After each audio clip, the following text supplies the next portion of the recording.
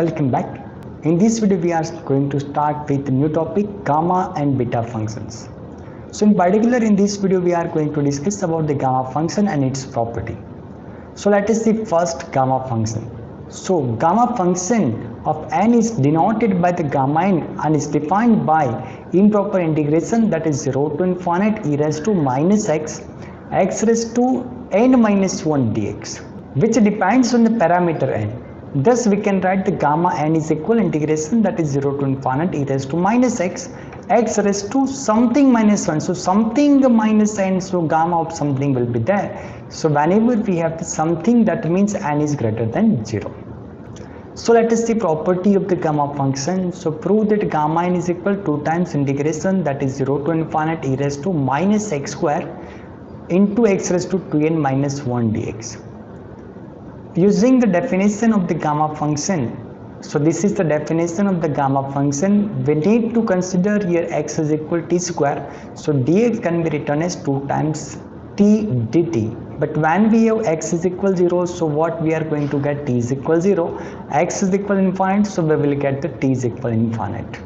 So our improper integrals becomes, that is 0 to infinite e raised to x is replaced by, that is t square. So what I will get? T square raised to n minus 1, and dx is nothing but 2 times t dt. But when you simplify, so what I will get? T raised to 2n minus 2 and into t dt. But when you see that whenever you simplify, so you will get t raised to 2n minus 1, and this is what 2 times. Now t is replaced by only x, so you will get whatever we have the requirement.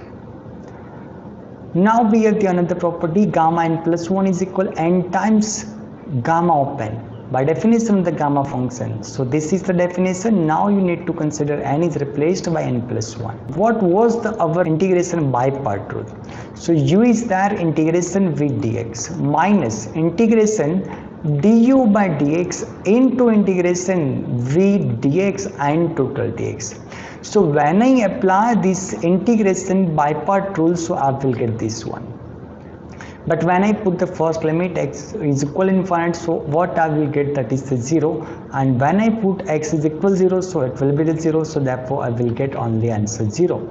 But this is what? Minus and minus, that will be the plus n times integration, that is 0 to infinite e raised to minus x raised to n minus 1 dx. But this is what exactly our definition of the gamma function. So we can say this is n times gamma of n. And this formula known as the recurrence or reduction formula for the gamma function. Now we have the nodes, gamma of 1, that will be the 1. How we can say gamma of 1 is equal to 1? That you can prove by according to the gamma definition. So whenever you simplify, so you will get this one. Prove that. Next one we have the gamma of n plus 1 is equal n factorial if n is a positive integer. As we have seen that gamma of n plus 1 can be written as n into gamma n. But again when you apply the definition, so what I will get? N minus 1 into gamma n minus 1. Again if I apply, so n minus 2 into gamma of n minus 2. So continuing this process, I will get n times n minus 1 times n minus 2 times and lastly 1. So this number is what? That is n factorial when we have the n is the non-negative integer. For example, gamma 8. Gamma 8 can be written as gamma of 7 plus 1, exactly 7 factorial according to our definition. Next one we have the property number 3, gamma n divided by a raised to n is equal integration, that is 0 to infinite e raised to minus x times x raised to n minus 1 dx, where a is greater than 0. Now by definition of the gamma function, so this is our definition. Now what you need to consider, just take x is equal, that is a au. So what I can assume that dx is equal a times du. The given limit for x, so x is equal 0, so u will be the 0. X is equal infinite, so u itself will be the infinite.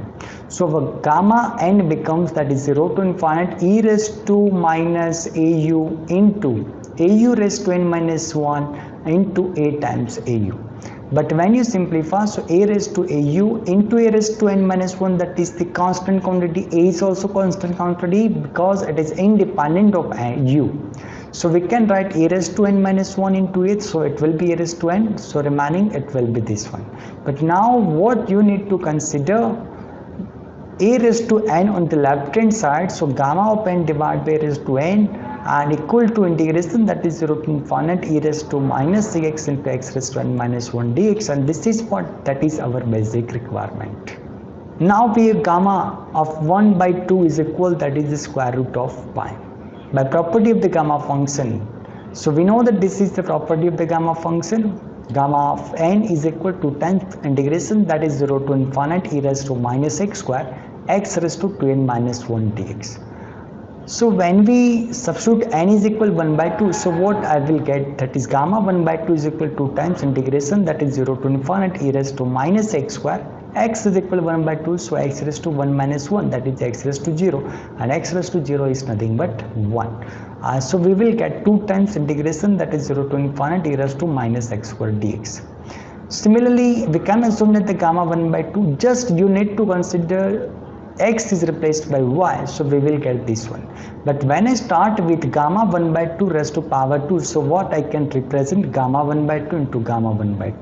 So just write both of these together, so what I will get, this is 4 times integration, that is 0 to infinite, again integration, that is 0 to infinite e raised to minus into x square plus y square in bracket dx dy.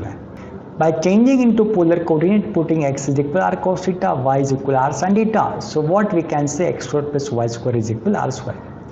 So we can say this is the equation of the circle centered at the origin and radius is nothing but r. But now we have to determine what will be the limit for r and theta. So given limit is x is equal, that is 0 to infinite, and y is equal, that is 0 to infinite. Now if we put x is equal 0, so what I will get, r cos theta is equal 0. But in that case r is equal 0, otherwise you can say cos theta is equal 0. And for what choice of theta, it will be the 0. So we can say if we have the theta is equal, that is the pi by 2. If x is equal, that is the infinite, so what I can say, r cos theta is equal, that is the infinite, but cos theta is not equal infinite because cos function is bounded by 1. So it is not going to be the infinite. So what I can say, r has to be what, that is the infinite. Y is equal, that is 0, so what I can say, r sin theta is equal 0, so I can say r is equal 0 and theta is equal 0. And y is equal infinite, so again sin theta is non-zero, so we can say r is equal, that is infinite. So conclusion says limit for r will be, that is 0 to infinite, and theta, that is 0 to pi by 2 for our first quadrant. But when I put all these limit here, so what I will get, r is equal, that is 0 to infinite, and theta is equal, that is 0 to pi by 2. This can be written as Jacobian j dr d theta, but as we know that Jacobian j is nothing but r. So what I will get, e raised to minus r square into r times dr d theta. But when you integrate first with respect to r, so what I will get, we know that derivative, we know that the one formula, that e raised to f of x into f dash x dx, so it will be the same e raised to f of x. So in that case I am using the same concept. So derivative of this one minus r square is what, that is the minus 2r. But here minus 2 is not there. But what I can write, 4 can be split into 2 parts, minus 2 into again minus 2. So now it is clear that derivative of minus r square is nothing but minus 2r. So what I can write, that integration, that is 0 to pi by 2 is there, and for this integration becomes e raised to minus r square over, that is 0 to infinite, and then d theta. But when we put the upper limit, that is r is equal to infinite, so e raised to minus infinite minus e raised to 0. So when we simplify, so e raised to minus infinite is nothing but 0, and e raised to 0 is nothing but 1. So finally you will get the minus pi by 2, and again minus 2 is there, so you will get the answer, that is the pi. So gamma 1 by 2 becomes, that is the square root of pi, because when we take the square root of the both the sides, so I will get the gamma 1 by 2 is equal under root pi. Suppose you have given that the question that what will be the value of gamma 13 by 2. So what I am just going to focus, using this formula, you can write that is the n into gamma n. So how we can derive this one? So now you need to consider whatever the numbers are there, now you need to consider subtract by 1 and that value we will write inside the gamma function. So what I can say, gamma 13 by 2 can be written as 13 by 2 minus 1 into gamma of 13 by 2 minus 1. But when you simplify, so 11 by 2 into gamma 11 by 2.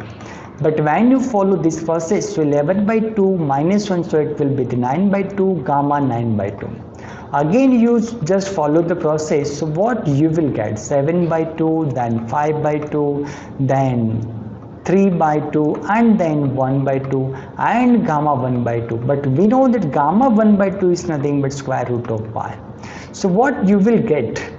So you will get 11 times 9 times 7 times 5 times 3 divided by 64 into square root of pi. Now evaluate integration, that is 0 to infinite square root of x into e raised to minus qth root of x dx. So this is I, but now I need to consider qth root of x is equal to t. So x can be written as t raised to power 3 when we take the power 3 on the both the sides. So dx can be written as 3 times t square into dt. But x is equal 0, so you will get t is equal 0. X is equal infinite, so you will get t is equal infinite. So our improper integrals becomes square root of x, but x is nothing but t square, and e raised to qth root of x, that is going to be the t, and dx is what, 3 times t square into dt. But when you simplify, so what you will get, 3 times integration, that is 0 to infinite e raised to minus t, and you will get t raised to 7 by 2 dt. But again this can be written as t raised to 9 by 2 minus 1. But as we have seen that the definition of the gamma functions, so this is 3 times gamma 9 by 2, but gamma 9 by 2 can be evaluated by gamma 9 by 2 can be written as, that is a 7 by 2 into 5 by 2 into 3 by 2 into 1 by 2 into gamma 1 by 2. But when you simplify, so you will get 105 divided by 16 into square root pi. So that will be the same. This is another question. Evaluate integration 0 to 1 x divided by square root of minus ln x dx. So here I is there, so you need to consider ln. This can be minus ln x can be written as ln x raised to minus 1. So what I can say, ln 1 divided by x. So I assuming that the ln 1 by x is equal t, so I can say minus ln x is equal t. So I will get ln x is equal minus t. So x will be e raised to minus t, but dx will be minus times e raised to minus t dt. But when we replace the limit, x is equal, that is 0, so what I will get, t tends to infinite, and x is equal 1, so for what choice of t, so I will get the answer, that is the 1, so t itself must be 0. So our integration becomes infinite to 0 e raised to minus t divided by square root of t into minus times e raised to minus t dt. Whenever we interchange the limit of integration, so it will be the sign minus.